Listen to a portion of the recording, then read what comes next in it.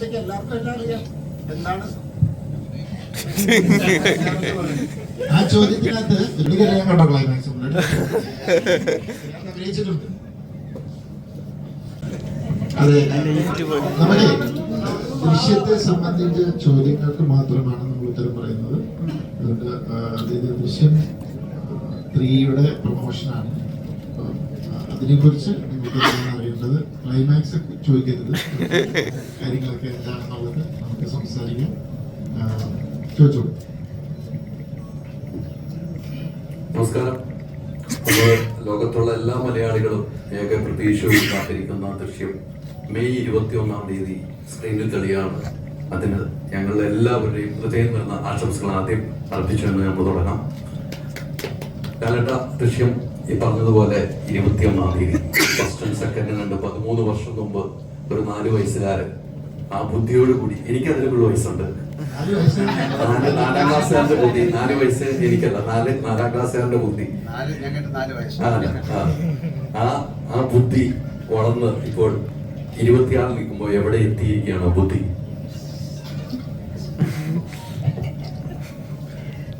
Cinema കാണുമ്പോഴില്ല ഞാനൊരു വലിയ ബുദ്ധിമാനെന്നോ ആയിട്ട് ഞാൻ കണക്കാക്കുന്നില്ല. ഞാനൊരു സർവൈവലിന്റെ എൻ്റെ കുടുംബത്തെ രക്ഷിക്കാൻ വേണ്ടി നമ്മൾ ആദ്യത്തെ സിനിമയിൽ തന്നെ പറയുന്നുണ്ട്, ഞാൻ ഏതറ്റവും മലയാളികൾ മാത്രമല്ല, ഒരുപാട് മലയാളം അറിഞ്ഞുകൂടാത്ത ആൾക്കാരൊക്കെ ഈ സിനിമയ്ക്ക് വേണ്ടി കാത്തിരിക്കുകയാണ്. നമ്മൾ പല ഭാഗത്തും സഞ്ചരിക്കുമ്പോഴൊക്കെ ഇത് ദൃശ്യം ഹിന്ദിയിൽ കണ്ട ആൾക്കാരുണ്ട്, തെലുങ്കിൽ കണ്ട ആൾക്കാരുണ്ട്, അവരൊക്കെ ദൃശ്യം 3 കാണാൻ വേണ്ടി കാത്തിരിക്കുകയാണ്. അവർക്കറിയാം ജോർജ് കുട്ടിക്ക്, അവരുടെ ഫാമിലിക്ക്, അല്ലെങ്കിൽ ഗീതാ പ്രഭാകർക്ക് അവരുടെ ഫാമിലിക്ക് ഇത് സംഭവിച്ചു, അവർക്ക് നീതി കിട്ടിയോ, അല്ലെങ്കിൽ ആരാണ് ജയിക്കുന്നത്. 4-ാം ക്ലാസ്സുകാരുടെ ബുദ്ധി എന്ന് പറയുന്നത് അതൊരു 1-ലും 2-ലും നിങ്ങൾ കണ്ടു. 3-ലായാലും എങ്ങനെയാണെന്നുള്ളത് ഇപ്പോൾ പറയാൻ പറ്റുമില്ല. കാര്യം അത് എന്തായാലും അതിനൊരു കൾമിനേഷൻ എന്ന് പറയാം. അതിനൊരു എല്ലാവർക്കും ഉള്ള ഭയത്തോടെ ജീവിക്കുന്ന ഒരാളാണ് ജോർജ്. നമ്മൾ ആ ട്രെയിലറിലൊക്കെ അത് പറയുന്നുണ്ട്, എനിക്ക് ഭയമാണ്, എൻ്റെ പുറകിൽ ഒരുപാട് ആൾക്കാരുണ്ട്. ആ ഭയത്തോടെ ജീവിക്കുന്ന ഒരാൾക്ക് എങ്ങനെയെങ്കിലും അത് സ്റ്റോപ്പ് ചെയ്യണമെന്ന് ഭയങ്കര ആഗ്രഹം ഉണ്ടാവും. ഈ 13 വർഷം കൊണ്ട് കുട്ടികൾ 13 വയസ്സിൽ കൂടിയിരിക്കുന്നത്. അപ്പോൾ അവർ ഒരുപാട് ചോദ്യങ്ങൾ അവർ ചോദിച്ചു തുടങ്ങി, അതിനൊക്കെ ഇയാൾ ആൻസർ ചെയ്യണം. പിന്നെ ഒരു ക്രൈം ഞാൻ ഇതിനെക്കുറിച്ച് പറയുന്നില്ല, എത്രയോ കാര്യങ്ങൾ 10-20 വർഷമൊക്കെ കഴിഞ്ഞിട്ട് തെളിയിക്കപ്പെട്ടിട്ടുണ്ട്. അപ്പോൾ അതിൻ്റെ ഒരു രീതിയിൽ ജീവിക്കുന്ന ഒരാളാണ് അയാൾ. അതിനെ എങ്ങനെ കാണുന്നു, അതിനെ എങ്ങനെ അതിൽ പ്രതികരിക്കുന്നു എന്നുള്ളതാണ് ദൃശ്യം 3. എന്തായാലും അതൊരു മോശം സിനിമയാകാൻ സാധ്യതയില്ല, കാര്യം അങ്ങനെ ഒരു സിനിമ ഉണ്ടാക്കാൻ പറ്റില്ല. അതുകൊണ്ട് അതിൻ്റെ കൂടുതൽ കാര്യങ്ങൾ പറയാനായിട്ട് ജിത്തുവിൻ്റെ കൊടുക്കാം.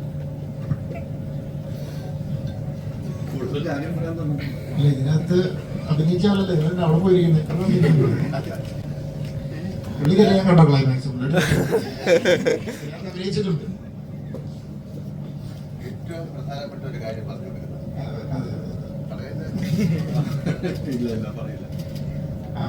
ദൃശ്യം 3 എന്താ പറയുക, എല്ലാവർക്കും അറിയേണ്ടത് എത്ര ട്വിസ്റ്റ് ഉണ്ട്, സസ്പെൻസ് ഇതൊക്കെയാണ്, ഇത് അങ്ങനെ ഇങ്ങനെയാണ്. ഞാൻ ദൃശ്യം ഫസ്റ്റ് ഇറങ്ങിയപ്പോൾ തൊട്ട് ഞാൻ പറയുന്നൊരു കാര്യമുണ്ട്, അതൊരു ഇമോഷണൽ ഡ്രാമയാണ് എന്ന്. അതിന്റെ കാരണം 2 ഫാമിലിയിൽ 2 അമ്മമാരുടെ ഇമോഷൻ, 2 അച്ഛന്മാരുടെ ഇമോഷൻ, പിന്നെ കുട്ടികളുടെ ട്രോമ, ഇമോഷൻ, അതാണ് ശരിക്കും ഈ സിനിമയെ പ്രതിപാദിക്കുന്ന മേജർ വിഷയം. അതിനകത്ത് കുറച്ച് ക്രൈമും കാര്യങ്ങളും വന്നു. സ്വാഭാവികമായിട്ട് ആ ക്രൈമിൽ നിന്ന് രക്ഷപ്പെടാനായിട്ട് ഈ പറയുന്ന പോലെ ജോർജ് കുട്ടിയുടെ ക്യാരക്ടർ നടത്തുന്ന കുറച്ച് ഡെസ്പറേറ്റ് ആയിട്ടുള്ള കുറച്ച് അറ്റംപ്റ്റ്സ് ഉണ്ട്. അത് അതിന്റെ കഥാഗതിയിൽ നിങ്ങളെ ചില സ്ഥലങ്ങളിൽ ഭയങ്കരമായിട്ടും സർപ്രൈസ് ചെയ്യിച്ചിട്ടുണ്ട്. അതുപോലെ പോലീസിന്റെ ഭാഗത്തു നിന്നുള്ള ചില കാര്യങ്ങൾ. അപ്പൊ നിങ്ങളത് ആ ട്വിസ്റ്റ് ഇതെന്നൊക്കെ പറഞ്ഞത് സിനിമയുടെ ഒരു കോർ എലമെന്റിൽ നിന്ന് പോയ ഒരു ഫീലിംഗ് എനിക്ക് ഭയങ്കരമായിട്ടുണ്ട്. അപ്പോൾ 1 ആയാലും 2 ആയാലും 3 ആയാലും ഞാൻ ഇതിനെ, ഈ ഫ്രാഞ്ചൈസിനെ ഇതൊരു ഇമോഷണൽ ഡ്രാമയായിട്ട് കൺസിഡർ ചെയ്തു. ഫസ്റ്റിനകത്ത് ഒരു പ്രത്യേക സാഹചര്യത്തിൽ ജോർജ് കുട്ടിക്ക് ഒരു സർവൈവലിന് വേണ്ടിയിട്ട് പെട്ടെന്ന് ചില കാര്യങ്ങൾ ചെയ്യേണ്ടി വന്നു. ഒരു ഇന്റലിജന്റ് ആയിട്ട് കുറച്ച് കാര്യങ്ങൾ ചെയ്തു. സെക്കൻഡ് ആയപ്പോൾ ഓൾമോസ്റ്റ് എല്ലാം സേഫ് ആണെന്ന് കരുതി വെക്കുമ്പോഴും ജോർജ് കുട്ടിയെ സംബന്ധിച്ചിടത്തോളം ജോർജ് കുട്ടി അതൊരു സേഫായിട്ട് അതിനെ എടുത്തിട്ടില്ല. എപ്പോൾ വേണമെങ്കിലും എന്നിലേക്ക് എത്തും എന്നുള്ള ഒരു മുൻധാരണയോടുകൂടി അദ്ദേഹം ഒരു ഡിഫൻസ് ടാക്ടിക്സ് ക്രിയേറ്റ് ചെയ്യാണ്. അതിൽ കടന്ന് ഓൾമോസ്റ്റ് ഒരു ക്ലോഷർ പോലെയാണ് ദൃശ്യം 2 അവസാനിക്കുന്നത്. ആ 2ന്റെ എൻഡ് ഡയലോഗ് ഉണ്ട്, നിങ്ങൾ ഓർമ്മയുണ്ടാവും. അതായത് നമ്മുടെ അടുത്ത വരവിനായിട്ട് അയാളെ തയ്യാറെടുപ്പിലായിരിക്കും ഇനി അയാൾ, അതാണ് അയാൾക്കുള്ള ശിക്ഷ എന്നത്. അതിപ്പോ പോലീസ് വന്നില്ലേലും ഇയാള് മരിക്കുന്നിടം വരെ അത് ചെയ്തുകൊണ്ടിരിക്കേണ്ട ഒരു അവസ്ഥയിലാണ്. ഇയാളെ സംബന്ധിച്ചിടത്തോളം ജോർജ് കുട്ടി എന്ന് പറഞ്ഞ ആ ക്യാരക്ടറിനെ സംബന്ധിച്ചിടത്തോളം ആ വീടിന്റെ സമീപത്ത് ആരെങ്കിലും വന്നു, ഒരു സ്ട്രേഞ്ചർ വന്നു, എന്ത് വന്നാലും അദ്ദേഹത്തിന് മനസ്സമാനത്തോടെ ഉറങ്ങാൻ പറ്റും. അപ്പം പതുക്കെ പിന്നെ കാലം മാറിയതനുസരിച്ച് മാറ്റത്തിനനുസരിച്ച് പിള്ളേർ വന്നു, അവരുടെ ചോദ്യങ്ങൾ ഉണ്ടാവാം. പിന്നെ നമുക്ക് പ്രായം മാറുന്നതോറും മച്യൂരിറ്റി കൂടാം, ചിലപ്പം പഴയ കോൺഫിഡൻസ് നഷ്ടപ്പെടാം, അപ്പോൾ ഭയം പുറത്തു വരാം, അതുവരെ കാണിക്കാത്ത ഭയങ്ങൾ പുറത്തു വരാം, അങ്ങനെയൊക്കെ സംഭവിക്കാം. അപ്പോൾ ദൃശ്യം 3 എന്ന് പറയുന്നത് കുറച്ചുകൂടെ ജോർജ് കുട്ടിയിലെ ക്യാരക്ടറിലേക്ക് ഊന്നി ജോർജ് കുട്ടിയുടെ ഇമോഷനിലൂടെയാണ് ട്രാവൽ ചെയ്യുന്നത്. അപ്പോൾ ദൃശ്യം 3യെ കുറിച്ച് എനിക്ക് പറയാനുള്ളത് ഇതാണ്. ലാലേട്ട മെയ് 21 ലാലേട്ടന്റെ ബർത്ത്ഡേ ആണ്. ബർത്ത്ഡേ സ്പെഷ്യൽ ആയിട്ടും കൂടെയാണ് ദൃശ്യം 3 എത്തുന്നത്. അപ്പൊ അതിന്റെ ഒരു പ്ലാനിങ് എങ്ങനെയായിരുന്നു, ശരിക്കും എങ്ങനെയാ റിലീസ് ഡേറ്റിലേക്ക് വന്നതെന്നൊന്നും?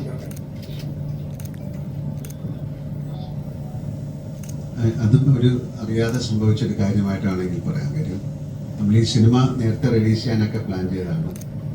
പിന്നെയാണത് ഒരു റിലീസ് അതിൻ്റെ കാര്യങ്ങളൊക്കെ ആയിട്ട് കുറച്ച് നമുക്ക് ഷിഫ്റ്റ് ചെയ്യണം.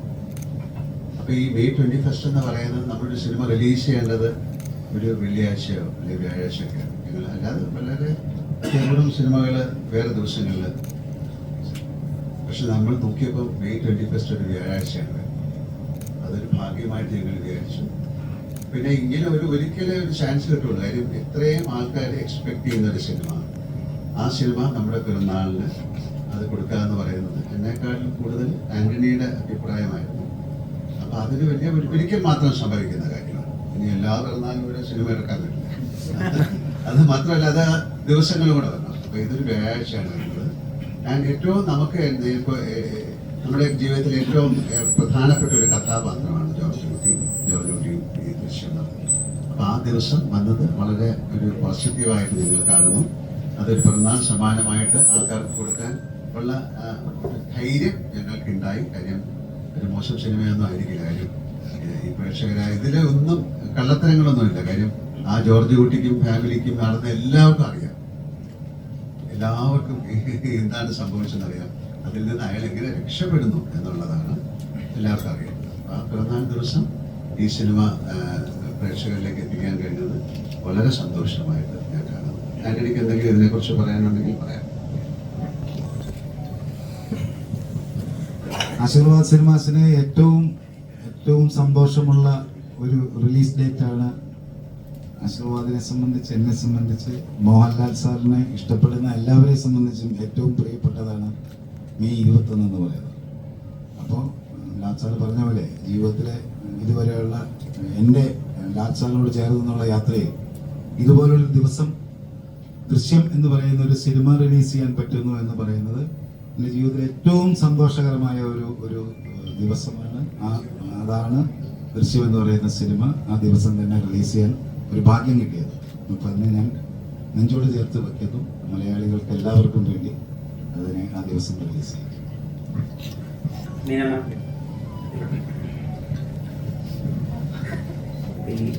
ബാഹുബലി 1 ഇറങ്ങിയ സമയത്ത് ബാഹുബലി 2 ഒരു സമയം ഉണ്ടായിരുന്നല്ലോ ഇറങ്ങി. അപ്പൊ എല്ലാവരും ചോദിച്ചിരുന്നു എന്തിനാണ് കട്ടപ്പ ബാഹുബലിയൊക്കെ വന്നത്. അപ്പൊ അത് ഭയങ്കര വൈറലായ ചോദ്യമായിരുന്നു. അതുപോലെയുള്ളൊരു ചോദ്യമാണ് ജോർജ് കുട്ടി പിടികൊടുക്കുമോ എന്നുള്ളത്. ഈ രഹസ്യം ഇപ്പൊ ഏകദേശം 13 വർഷത്തോളമായിട്ട് ഇത് കയ്യിൽ വെച്ചുകൊണ്ടിരിക്കുകയാണല്ലോ. ഓരോ കുറച്ച് വർഷം കഴിയുമ്പോൾ ഈ സീക്രട്ട് ഇങ്ങനെ ഹോൾഡ് ചെയ്ത് പിടിക്കണല്ലോ. ഇപ്പൊ 3യുടെ സീക്രട്ടും അറിയാവുന്ന വളരെ ചുരുക്കം ചിലരിൽ ഒരാളായിരിക്കുമല്ലോ. ഇതിന്റെ ഒരു പ്രശ്നമുണ്ടല്ലോ, ആരോട് ഷെയർ ചെയ്യാനും പറ്റില്ല, എന്നാൽ ഒരു വലിയ കാര്യം അറിയുകയും ചെയ്യാം. അതിനെ എങ്ങനെയാ ഉൾക്കൊള്ളുന്നത്? ത്രീയുടെ ജോയിലൂടെയും കഴിഞ്ഞപ്പോഴത്തേക്ക് എല്ലാവർക്കും എല്ലാം അറിയാം. എന്താണ് ആ ചോദ്യത്തിനകത്ത് ഒരു പ്രശ്നം എന്താണെന്ന് വെച്ചാല് ഇപ്പൊ ആ 1-ന്റെയും 2-ന്റെയും സൂക്ഷിച്ച പോലെ ഒരു രഹസ്യമൊന്നും ഇവർക്ക് സൂക്ഷിക്കണ്ട. കാരണം എല്ലാവർക്കും അറിയാം, പോലീസിനറിയാം, നാട്ടുകാർക്കറിയാം എന്താണ് സംഭവിച്ചത്. തെളിവില്ലാത്തതുകൊണ്ടാണ് ഭാഗത്ത് പോകാത്തതെന്നും അറിയാം. അതാണ് അവസ്ഥ. അദ്ദേഹം ഉദ്ദേശം ഞാൻ പറയാം. ഈ 2-ലൊക്കെ ഇവർ ചോദിച്ചപ്പോൾ പറഞ്ഞില്ലേ, അതുപോലെ 3-ലെ കാര്യങ്ങൾ അറിയാൻ വേണ്ടി ചോദിച്ചു. അത് റാണിക്ക് അങ്ങനെ രഹസ്യങ്ങൾ ഇപ്പൊ സൂക്ഷിക്കേണ്ട കാര്യമില്ല. കാര്യം ഓൾറെഡി രണ്ടാമത്തെ എല്ലാ കാര്യവും പറഞ്ഞു. എന്തെങ്കിലും പറയാനേ? വളരെ സന്തോഷം. ഈ ദൃശ്യം ഫ്രാഞ്ചൈസ് ഇത്ര വലിയ ഒരു ഫ്രാഞ്ചൈസായിട്ട് മാറിയത് വളരെ സന്തോഷമുണ്ട്. പിന്നെ May 21st റിലീസ് ആവുന്നതിൽ വളരെ സന്തോഷം. It's like A double dhamaka. ഈ റാണിയുടെ ക്യാരക്ടർ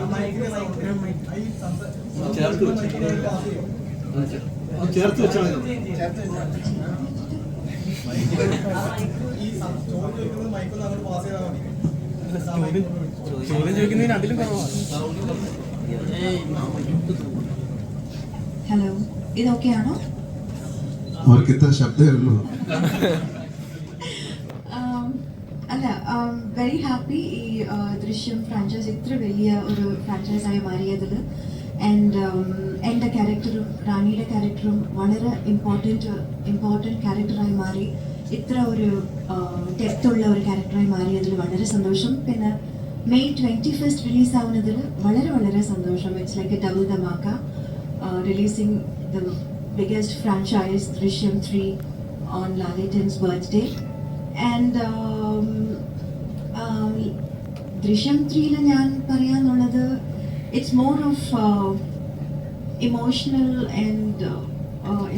play ആണ് between the two families. Anyway, എനിക്ക് ഇതിനെ കൂടുതൽ ഒന്നും പറയാൻ പറ്റില്ല. I'm very very happy, very excited, and thank you for all that love and support. So Drishyam 3 കൂടി വളരെ വലിയ ഒരു ഇതുപോലെ തന്നെ ദൃശ്യം 1 and 2 പോലെ തന്നെ വലിയൊരു എന്താ പറയുക ബിഗസ്റ്റ് സൂപ്പർ ഡൂപ്പർ ഹിറ്റ് ആവുന്നു.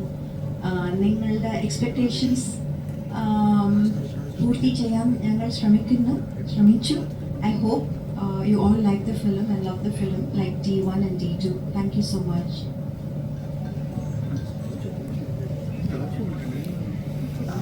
അശമ, ഇപ്പോ മലയാളത്തിന്റെ ഏറ്റവും വലിയൊരു മഹാനടന് ഓപ്പോസിറ്റ് നിൽക്കുക, അത് ഒരു പാരമ്പര്യം പോലെ കൊണ്ടുപോവുക 2 സിനിമകളിൽ. 3ാമത്തെ സിനിമയിലേക്ക് എത്തുമ്പോൾ അതിൽ ഒരു പ്രതീക്ഷകളും ഗീതാ പ്രഭാകർ പ്ലാനിങ്ങുകൾ എന്തായിരിക്കും എന്നൊക്കെ അറിയാനൊരു നമുക്ക് പ്രേക്ഷകർ എന്നുള്ള രീതിയിൽ ഒരു ശരാശരി പ്രതീക്ഷ ഉണ്ടല്ലോ. അപ്പോൾ ഈ തിരക്കഥ പറയുമ്പോഴും അല്ലെങ്കിൽ ഐഡിയ പിച്ച് ചെയ്യുമ്പോഴും ഗീതാ പ്രഭാകർ ഈ വട്ടം എത്രമാത്രം സ്ട്രോങ് ആണ് അങ്ങനെ വെച്ചൊരു പാരാമീറ്റർ ഉണ്ടാവില്ല, അത് റീച്ച് ചെയ്തിട്ടുണ്ടോ? അതിനുള്ള ഉത്തരം എനിക്ക് ഇപ്പൊ പറയാൻ പറ്റില്ല. 21st നിങ്ങൾ കണ്ടു തന്നെ മനസ്സിലാക്കണം. പക്ഷെ ഇങ്ങനൊരു കഥാപാത്രത്തിലേക്ക് എത്തിപ്പെട്ടതിൽ വളരെ വളരെ സന്തോഷം. 1ഉം 2ഉം കഴിഞ്ഞ് 3-ൽ എത്തി നിൽക്കുന്നതിൽ ഒരുപാട് സന്തോഷം. ഗീതാ പ്രഭാകർ ഭയങ്കര സ്ട്രോങ് ആയിട്ടുള്ള ഒരു ലേഡി ആയിരുന്നു, ഓഫ് കോഴ്സ് 1ലും 2ലും ഒക്കെ. പക്ഷെ അവരുടെ ഒരു ട്രാവൽ എന്ന് പറഞ്ഞാൽ അവരുടെ മകനെ നഷ്ടപ്പെട്ടിട്ട് ജീവിക്കുന്ന ഒരു അമ്മയാണ്. അവരുടെ ഒരു അമ്മ കൂടിയുണ്ട്.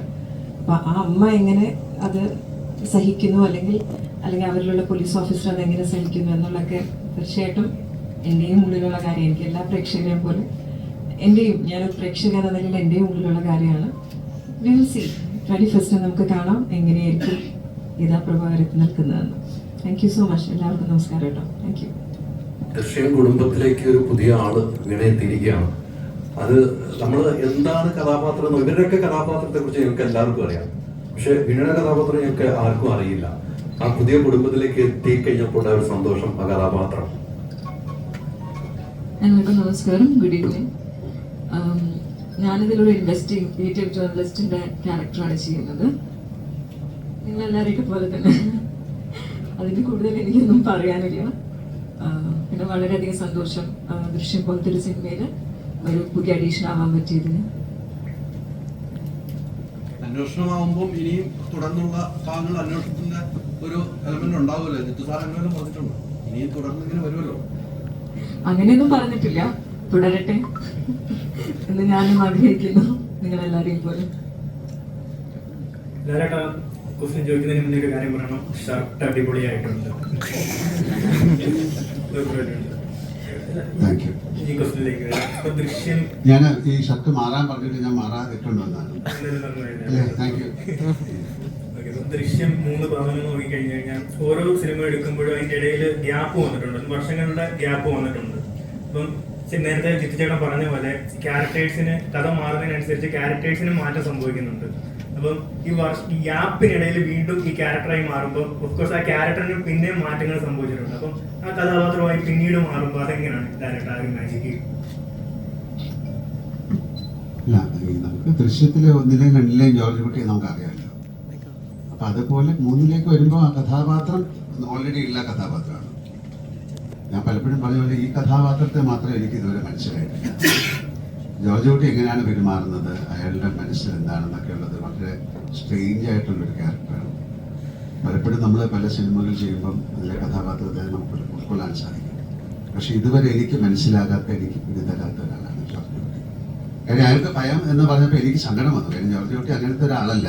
അപ്പോഴാണ് ഞാൻ ആലോചിക്കുന്നത്, ഈ നേരത്തെ പറഞ്ഞ പോലെ അയാൾക്കും ഒരു ഗിൽറ്റ് എന്ന് പറയുന്ന ഒരു നരകം പോലെയാണെന്നാണ് പറയുന്നത്. അതിങ്ങനെ നിങ്ങളെ ഹോണ്ട് ചെയ്തുകൊണ്ടിരിക്കും. അയാൾ ഒരു മർഡറൊന്നും ചെയ്ത ആളല്ല, അയാളൊരു ക്രൈം കമ്മിറ്റ് ചെയ്ത ആളല്ല, അയാൾ ആ കുടുംബത്തിന് വേണ്ടി ജീവിക്കുന്ന ആളാണ്. പക്ഷെ എത്ര നാൾ അയാൾ ഹോൾഡ് ചെയ്യും? അവരുടെ കുട്ടികളെ ക്വസ്റ്റ്യൻ ചെയ്യാൻ തുടങ്ങുന്നുണ്ട്, ഇതെന്താണ്, ഞങ്ങൾക്ക് എന്താ സംഭവിക്കുന്നത്? ഇതിനൊരു അവസാനം ഒരു എല്ലാ കുറ്റപ്പെടുത്തലുകളും അയാളിലേക്ക് വരാൻ സാധ്യതയുണ്ട്. കാര്യം നിങ്ങൾ കാരണമാണ് ഞങ്ങളിത് സഹിക്കുന്നത്. അതിൻ്റെ ഒരു കൾമിനേഷൻ, ഇതെല്ലാത്തിനും ഒരു അവസാനം വേണം എന്നാഗ്രഹിക്കുന്ന ഒരു കഥാപാത്രം. അപ്പൊ അങ്ങനെ ആഗ്രഹിച്ചു. അതിന് എന്താണ് സംഭവിക്കുന്നതെന്നുള്ളത് ഇപ്പോൾ എനിക്ക് പറയാം. ജോർജ് കുട്ടിക്ക് എന്താ സംഭവിച്ചു? ജോർജ് കുട്ടി ഒരു ഭീരുവല്ല. കാര്യം അയാൾക്ക് ഓൾറെഡി അയാൾക്ക് അറിയാം എന്നാലും ഇത് എക്സ്പെക്ട്, ഇതൊരു ലൈക്ക് ഡെത്ത് പോലെയാണ്. മരണം നമുക്ക് സംഭവിക്കുന്നറിയാം, പക്ഷെ എന്ന് സംഭവിക്കും നമുക്കറിയില്ല. പക്ഷെ അതിനൊരു ഫിയർ ഉണ്ടാവും, അല്ലേ? ഞാൻ മരിച്ചു കഴിഞ്ഞാൽ എന്ത് സംഭവിക്കുന്നു? പക്ഷെ അത് അൺഅവോയ്ഡബിൾ ആയിട്ടുള്ളൊരു കാര്യമാണ്. അപ്പൊ അത്തരത്തിലൊരു പ്രത്യേക ഫിലോസഫിയിൽ ജീവിക്കുന്ന ഒരാളായിട്ടാണ് ഞാൻ ജോർജ് കുട്ടിയെ കാണുന്നത്. അയാൾക്കറിയാം എനിക്ക് എന്തെങ്കിലും ഒരു ദിവസം ഇത് സംഭവിക്കും, പക്ഷെ എൻ്റെ കുടുംബത്തിന് അതിൽ ഒന്നും സംഭവിക്കാതെ നോക്കേണ്ട കടമ എനിക്കുള്ളത് കൊണ്ട് I will take the blame എന്ന് പറയുന്ന ഒരു വലിയൊരു ഫിലോസഫിക്കൽ ഒരു ചിന്തയുള്ള ഒരാളായിട്ടാണ് ജോർജ് കുട്ടി പറഞ്ഞത്. 4ാം ക്ലാസ്സുകാരൻ്റെ ബുദ്ധിയല്ല, ഇവോൾവ് ചെയ്യുന്നു. ആ ക്യാരക്ടർ ഈ 13 വർഷം കൊണ്ട് അയാൾ ഒരു ഇവോൾവ് ചെയ്തിട്ട് വേറൊരു ഫിലോസഫിക്കൽ തലത്തിലേക്ക് എത്തുന്നു എന്നാണ് ഞാൻ മനസ്സിലാക്കിയിട്ടുള്ളത്. കൂടുതൽ ഈ കാര്യം അല്ലെങ്കിൽ ജിത്തുന്നു.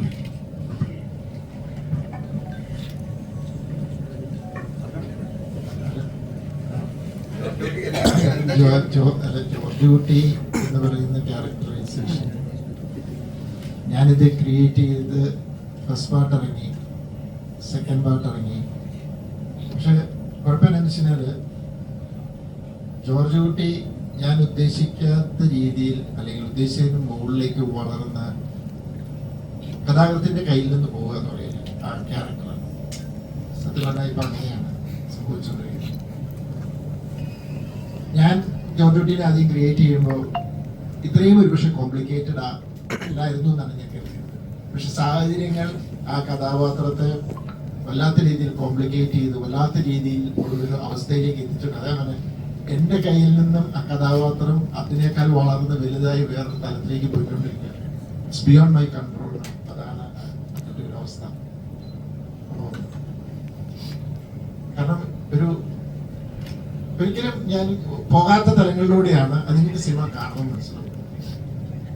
ഒരിക്കലും ഞാൻ സ്വപ്നത്തിൽ പോലും വിചാരിക്കാത്ത തലത്തിലൂടെയാണ് ജോർജ് കുട്ടിയുടെ ട്രാവൽ. ജിത്തു സാർ എപ്പോഴും ഈ ദൃശ്യത്തിനെ കുറിച്ച് ഫാമിലി ഡ്രാമ എന്ന് പറയുമ്പോൾ പ്രേക്ഷകർ ദൃശ്യം 1ഉം 2ഉം കണ്ടുള്ള പ്രേക്ഷകർ കിളി പാർത്തിയ ടിസ്റ്റാണെങ്കിൽ അവസാനം വന്നില്ല, അതേ ടിസ്റ്റോടെ തന്നെയാണ് പ്രതീക്ഷിച്ച് ഒത്തിരിക്കുന്നത്. അതിപ്പോൾ ജിത്തു സാർ ഇപ്പോഴും ഫാമിലി ഡ്രാമ എന്ന് പറയുമ്പോൾ പ്രേക്ഷകർ വിശ്വസിക്കുന്നില്ല. അല്ല, അത് പ്രേക്ഷകർ ഇതൊന്നും ചെയ്യാൻ പറ്റത്തില്ല. ശരി, ഇതിനകത്ത് ട്വിസ്റ്റ് എന്ന് പറയുന്ന വാക്ക് തന്നെ ഇതല്ലേ. അതാ ഞാൻ പറഞ്ഞത്, ഒരു ഫാമിലി ഡ്രാമ, അതിനകത്തേക്ക് ഒരു ക്രൈം വന്ന് ആ ഒരു സിറ്റുവേഷനകത്തൂടെ നമ്മൾ ഒരു അതിൻ്റെ ഒരു കഥാഗതിയുടെ വളർച്ചയിൽ കുറച്ച് സംഭവവാസങ്ങൾ ഉണ്ടായത് നിങ്ങളെ സർപ്രൈസ് ചെയ്യിച്ചു. അതിനപ്പുറത്തേക്കൊരു ട്വിസ്റ്റ്. അതുപോലെ തന്നെ നിങ്ങൾ ജോർജ് കുട്ടിയുടെ ബ്രില്യൻസ് എന്ന് പറഞ്ഞ് നമ്മൾ ഒത്തിരി ആൾക്കാർ പറയുന്നുണ്ട്. ആക്ച്വലി അതൊരു ബ്രില്യൻസ് അല്ല, ഭയങ്കര റിഫ്ലെക്സ് ആക്ഷൻ ഉള്ള ഒരു ക്യാരക്ടറാണ് ജോർജ് കുട്ടി. ഇപ്പൊ ഞാനൊരു 1-2 എക്സാമ്പിൾ പറയാം. നിങ്ങൾ ഒരുപക്ഷെ ഞാൻ പല ഇന്റർവ്യൂവിൽ പറഞ്ഞ ഒത്തിരി നിങ്ങൾക്കൊക്കെ അറിയാവുന്നതാണ് ജോർജ് കുട്ടിയുടെ ഫസ്റ്റിന്റെ ഒരു റിയാക്ഷൻ. റാണി ഇങ്ങനെ അതിന് 2-ാം തീയതി ഓശണ്ടായി ഞങ്ങളുടെ എല്ലാവർക്കും പറഞ്ഞപ്പോൾ ഇങ്ങനെ പോകുന്ന ഒരു റിയാക്ഷൻ, നല്ല രീതിയിലൊരു റിയാക്ഷൻ മീൻസ് ജോർജ് കുട്ടി നമുക്ക് കിട്ടി. ഇമ്മീഡിയറ്റ് അവിടെ നിങ്ങൾ ഇനി ശ്രദ്ധിച്ചോ, ജോർജ് കുട്ടി ഈ ബാക്കി ഡയലോഗ് നടക്കുമ്പോൾ ഈസ് വോക്കിംഗ്, ഇതിനെ എങ്ങനെ മറികടക്കും? ഇമ്മീഡിയറ്റ് ആ ഡയലോഗ് തീർന്നു, അവിടുന്ന് ചോദ്യം സഹതാവിന്റെ വന്നു, ഇപ്പൊ എല്ലാം ക്ലിയർ ആയത് അങ്ങനെയില്ല. അപ്പൊ ജോർജ് കുട്ടി ഒരു സ്മൈൽ കിട്ടും. ഉടനെ ഓപ്പോസിറ്റ് തന്നെയാണെന്ന് പദവി പുള്ളി എന്നെ പറയാൻ ലാഘവത്തോടെ back of his mind is walking. Immediate പുള്ളി ആ പ്രശ്നം സോൾവ് ചെയ്ത് എങ്ങനെ വെച്ചാൽ, അല്ല അത് പ്രിൻസിപ്പൾ അവിടെ വിളിച്ചു പറഞ്ഞപ്പോഴേ പുള്ളിക്കാരത്തി നേരത്തെ കാര്യം അറിഞ്ഞിരുന്നു, അങ്ങനെ എഡിറ്റിന്റെ കാര്യം മനസ്സിലായിരുന്നു. അതിനൊരു സൊല്യൂഷൻ ആ മൊമെന്റ് പുള്ളി കണ്ടെത്തി. അങ്ങനെ ഒരു റിഫ്ലെക്സ് ആക്ഷൻ, അതുപോലെ റിഫ്ലെക്സ് ഉള്ള ഒരു ക്യാരക്ടറാണ് അത്. ഒരു ഞാൻ പറയുമെങ്കിൽ പ്രസൻസ് ഓഫ് മൈൻഡ് എന്നോ അല്ലെങ്കിൽ ആ ഒരു സിറ്റുവേഷൻ വരുമ്പോൾ ഇങ്ങനെ കൈകാര്യം ചെയ്യുന്നെന്ന് പറയുന്ന ചിലപ്പോൾ ഡേ റീക്രിയേറ്റ് ചെയ്യാനുള്ള യാത്ര, ആ യാത്രയിലായിരിക്കാം പുള്ളി പല കാര്യങ്ങളും പ്ലാൻ ചെയ്തത്. അപ്പം ഞാനതിനെ അങ്ങനെയാണ് കാണുന്നത്. ഒരു നല്ല ബേസിക് എന്താ പറയുക കോമൺ സെൻസ് ഉണ്ട്. അപ്പോൾ അതെല്ലാം സിനിമയിൽ നിന്ന് അക്യൂർ ചെയ്ത നോളജ്, അതിൽ നിന്ന് പല കാര്യങ്ങളും മനസ്സിലാക്കി അല്പം മുന്നേ ഒരു മുഴുവൻ നീട്ടി എറിഞ്ഞ് കാര്യങ്ങൾ പ്ലാൻ ചെയ്യുന്നു. അങ്ങനത്തെ ഒരു ഇതാണ്. അപ്പം അതുപോലെ തന്നെ നിങ്ങൾ റാണിയുടെ ക്യാരക്ടർ എടുത്തു നോക്കി, അവിടെ ഒരു സിറ്റുവേഷൻ ഉണ്ടായി, മകൾ ബൈ ആക്സിഡന്റ് ഒരാളെ കൊന്നു. റാണി ഒരു റിഫ്ലെക്സ് ആക്ഷനിലാണ് പെട്ടെന്ന് പോകാൻ മുളയെന്ന് പറഞ്ഞുകൊണ്ട് ഉടനെ പോയി അവിടെ ആ കുഴി ഉണ്ടായിരുന്നു, ആ കുഴിയിൽ കൊണ്ടുപോയിട്ട് മൂടിയത്. അതും ഒരു കൈൻഡ് ഓഫ് ഇന്റലിജൻസ് ആണ്. അപ്പം എല്ലാ മനുഷ്യരിലും ഉണ്ട്. ചിലരിൽ അതിന്റെ ഒരു എന്താ പറയാ, അതിന്റെ ഒരു എന്താ ഒരു ഇത് കൂടി നിൽക്കും അതൊരു. അപ്പൊ അതുകൊണ്ട് ദയവ് ചെയ്ത് ഞാൻ ട്വിസ്റ്റ് ഇല്ല അങ്ങനെയില്ല എന്നല്ല പറയുന്നത്. ഇത് അതിന്റെ മുകളിലാണ് ഇതിനകത്ത് ഇമോഷൻ. ആ ഇമോഷൻ എല്ലാവരും വിട്ട് കളയുകയാണ്. അത് ട്വിസ്റ്റോ ഇതെന്ന് പറഞ്ഞിട്ടുണ്ട്. അതല്ല, ഫസ്റ്റും സെക്കൻഡും തേർഡിലും ചിലപ്പോൾ സർപ്രൈസിംഗ് ആയിട്ടുള്ള എലമെന്റ്സ് ഉണ്ടാവും. പക്ഷെ അതിനേക്കാളൊക്കെ മുകളിൽ ഇമോഷനാണ്. അത് നിങ്ങൾ വിട്ട് കളയരുതെന്നുള്ള ആഗ്രഹം കൊണ്ടാണ് ഞാനത് വീണ്ടും വീണ്ടും പറയുന്നത്. ഈ സോഷ്യൽ മീഡിയയിൽ ഒരു ലാസ്റ്റ് ക്വസ്റ്റ്യൻ ആണ്. നമുക്ക് നാളെ പ്രസ് മീറ്റ് ഉണ്ട്, നമുക്ക് കൂടുതൽ ചോദ്യങ്ങൾ അവിടെ ചോദിക്കാം. ഒരു ലാസ്റ്റ് ക്വസ്റ്റ്യൻ. 13 വർഷം മുമ്പ് പറഞ്ഞ 13 വർഷം മുമ്പ് ദൃശ്യത്തിന്റെ കഥ കേൾക്കുന്നു.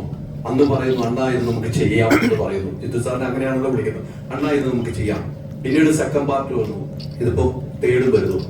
ആ കഥയിൽ അത്രമാത്രം പ്രാധാന്യം അന്ന് കഥ കേൾക്കുമ്പോൾ എന്താണ് ആൻഡ്രിച്ചേട്ടന് തോന്നിയത്? ഇത് എനിക്ക് ഫസ്റ്റും സെക്കൻഡും തേർഡും ഇനി 4ഉം 5ഉം ഒക്കെ വേണം, ജോർജ് കുട്ടിയെ ഒരിക്കലും പിടിക്കരുത് എന്നാണ് എന്റെ ആഗ്രഹം. എങ്ങനെ മുന്നോട്ട് പോകണം? എന്താണ് ആൻഡ്രിച്ചേട്ടന്റെ അണ്ണ എന്നൊരു വിളിയിൽ ഉറപ്പ് കൊടുക്കാൻ കാരണം? ഞാൻ ഈ ലാൽ സാറിന്റെ സിനിമകളൊക്കെ എനിക്കൊരു ആക്ഷൻ, അതായത് ഒരു ആക്ഷന് പ്രാധാന്യമുള്ള ഒരു ഹീറോ പരിവേഷമുള്ള വേഷങ്ങളോട് കൂടുതൽ ഇഷ്ടമുള്ള ഒരാളാണ്. അതുകൊണ്ട് തന്നെ കൂടുതൽ സിനിമകളും ആശീർവാദിന്റെ ഭാഗത്ത് നിന്ന് അങ്ങനെയുള്ള ചില ചിത്രങ്ങളിലൂടെയാണ് യാത്ര ചെയ്തത്. ദൃശ്യത്തിന്റെ ഒരു കഥ കേൾക്കുന്ന സമയത്ത് എനിക്ക് ഇഷ്ടമുള്ള ഒരു ഹീറോ, ആ ഹീറോ എന്ന് പറയുന്നത് പ്രത്യേകിച്ച് മോഹൻലാൽ സാറുമായി ചേർന്ന് നിൽക്കുമ്പോൾ എനിക്ക് മലയാളികൾക്ക് ഏറ്റവും വലിയ വിജയങ്ങൾ ഉണ്ടാകുന്ന സിനിമകൾ നിർമ്മിക്കാൻ ഭാഗ്യമുണ്ടാകണമേ എന്ന് വിചാരിച്ചാണ് ഞാൻ ഓരോ ചിത്രത്തെയും സമീപിക്കുന്നത്. അപ്പോൾ ഈ ദൃശ്യം എന്ന് പറയുന്ന സിനിമയുടെ കഥയിൽ അതിനകത്ത് എനിക്കിഷ്ടമുള്ള ഒരു ഹീറോ, ഒരു ഹീറോ പരിവേഷമുള്ള ഒരു നായകനെ ആ സിനിമയുടെ കഥ കേട്ടപ്പോഴേ എനിക്ക് തോന്നിയിരുന്നു, ഞാൻ മനസ്സിൽ കണ്ടിരുന്നു. അപ്പൊ ആ ഹീറോ എന്ന് പറയുന്നത് നമ്മൾ സാധാരണ അടി മാത്രം കൊടുക്കുന്ന അത് മാത്രമായിട്ടല്ല ഹീറോയിസത്തിന് കാണുന്നത്. അപ്പൊ അതിനുള്ള എല്ലാ ചേരുവകളും ഉണ്ടായിരുന്ന ഒരു ചിത്രമായിരുന്നു ദൃശ്യത്തിന്റെ കഥയിൽ.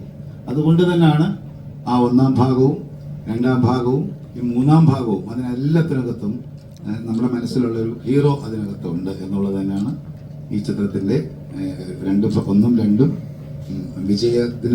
വിജയിക്കാൻ കാരണം. 3ാം ഭാഗവും അതുപോലെ തന്നെ തീർച്ചയായിട്ടും നമുക്ക് വിജയിക്കുമെന്നുള്ള പൂർണ്ണ വിശ്വാസത്തോടുകൂടെയാണ് ഈ സിനിമയിൽ സഹകരിച്ചിരിക്കുന്നത്. തീർച്ചയായിട്ടും മുൻപോട്ടും അതുപോലെയുള്ള ഹീറോകൾ തന്നെയുള്ള ഭാഗങ്ങൾ വീണ്ടും ഉണ്ടാകട്ടെ എന്ന് വിചാരിക്കുന്നു. അതിനുവേണ്ടിയുള്ള എല്ലാ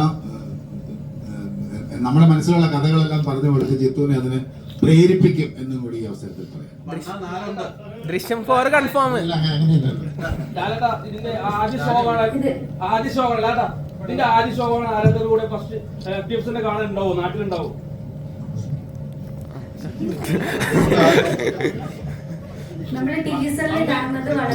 ഇവിടെ ഉണ്ടാകണമെന്ന് പറയണം. അല്ല, എനിക്ക് ആഗ്രഹമുണ്ട്. അന്ന് എൻ്റെ ബർത്ത്ഡേ ആണ്. അപ്പൊ അതിന് അന്ന് ഇവിടെ വരാൻ സാധിക്കുമെങ്കിൽ ചിലപ്പോൾ കാണും. അങ്ങനെ പറയാൻ പറ്റും. ആഗ്രഹം ഉണ്ടായില്ലേ? ഫസ്റ്റ് ഷോ കാണുക എന്ന് പറയുന്നത് ഒരു വലിയ ജോലിയാണ്. നല്ല കാര്യമാണ്. അതിൻ്റെ അകത്തോട്ട് ഇറങ്ങി വരുമ്പോഴുള്ള അല്ല, അതൊരു അല്ല, അദ്ദേഹം കുറേ സമയം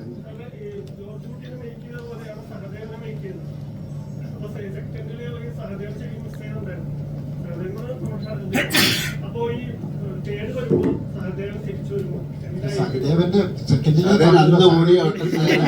സഹദേവന് ആ കുട്ടിയുടെ അവരും കുട്ടികളുടെ മുകളിൽ സഹദേവന്റെ പണി പോയി. സഹദേവൻ പോലീസ് അല്ല, പണി പോയി, പുള്ളി വേറെ വഴി പോയി. അതിന്റെ ക്യാരക്ടർ അങ്ങനെയൊക്കെ പോയി. ഇവിടെ ചോദ്യം ടീസറിൽ വളരെ ഭയത്തോടെ ഇരിക്കുന്ന ജോർജ് കുട്ടിയുടെ ഒരു വിഷ്വലാണ് നമ്മൾ കാണാൻ പറ്റുന്നത്. അപ്പം ഇതൊരു വ്യക്തി നീതി പൊതുനീതിയുമായിട്ട് ക്ലാഷ് ആകുമ്പോഴത്തേക്കുള്ളൊരു മാനസിക വെല്ലുവിളിയിൽ നിന്നുള്ളൊരു ഭയത്തിലുള്ളൊരു മൂവി ആയിരിക്കും ദൃശ്യം 3. അല്ല, അതിനകത്ത് ഭയത്തിലുള്ള മൂവി എന്ന് വെച്ചാൽ അങ്ങനെയല്ല. ജോർജ് കുട്ടിയുടെ ക്യാരക്ടറിൽ ഇപ്പം ഫിയർ എന്ന് പറയുന്ന ഒരു ഫാക്ടർ പതുക്കെ പുറത്തേക്ക് വന്നു എന്ന് പറയുന്നത് നമ്മൾ കമ്മ്യൂണിക്കേറ്റ് ചെയ്തതാണ്. അതാണ് ഞാൻ പറഞ്ഞല്ലോ, അയാൾ ഒരു കുറച്ചുകൂടെ ഇവോൾവ് ആയ ഒരു സോളായി മാറി, കുറച്ച് ഫിലോസഫിക്കലായി മാറി എന്നൊക്കെ ഞാൻ പറഞ്ഞു. അതിന്റെ അർത്ഥമുണ്ട്. അപ്പൊ അങ്ങനെ അത് ചിന്തിച്ച് മനസ്സിലാക്കിയാൽ മതി. അങ്ങനെയല്ലേ ഒരു വ്യക്തി എന്ന് പറയുന്ന അയാള് ആ ഗിൽറ്റ് എന്ന് പറയുന്ന ഒരു ഹെല്ലാണ്. അതായത് എപ്പോഴും പിടിക്കപ്പെടാവുന്ന ഒരു ഫിയറിൽ നടക്കുന്ന ഒരാളാണ്. അയാൾക്ക് ഭയം ഉണ്ടാകും. അയാൾ ഏജ് ആകുകയാണ്, അയാളുടെ കുട്ടികൾ വളർന്നു, അവർക്കൊരു ലൈഫ് ഉണ്ടാകണം, ഭാര്യയുണ്ട്, ഒരുപാട് കാര്യങ്ങളുണ്ട്. അതുകൊണ്ട് അയാൾ എന്താ ചെയ്യുന്നത് എന്ന് 21-ാം തീയതി കാണാം. ഫസ്റ്റ് ഷോ കാണാൻ വരണം.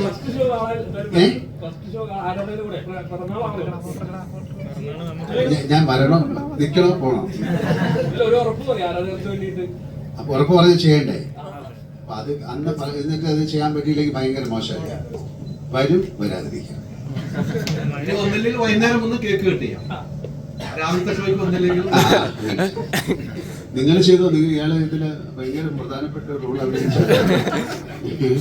ഏറ്റവും പുള്ളി സിനിമ കാണുമ്പോഴോ അതെ ഭയങ്കര ഞാൻ കാരണമാണല്ലോ ഇത് സംഭവിച്ചെന്ന്. വേറെ നമുക്ക് വൈകിട്ടൊരു കേക്ക് കട്ട് ചെയ്യാം. Okay, thank you very much.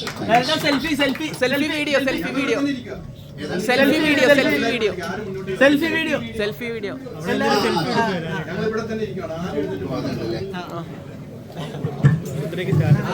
ആരും നീക്കരുത്. അതേപോലെ അത് പ്ലീസ്. സെൽഫി എടുക്കാൻ പോവാണ്.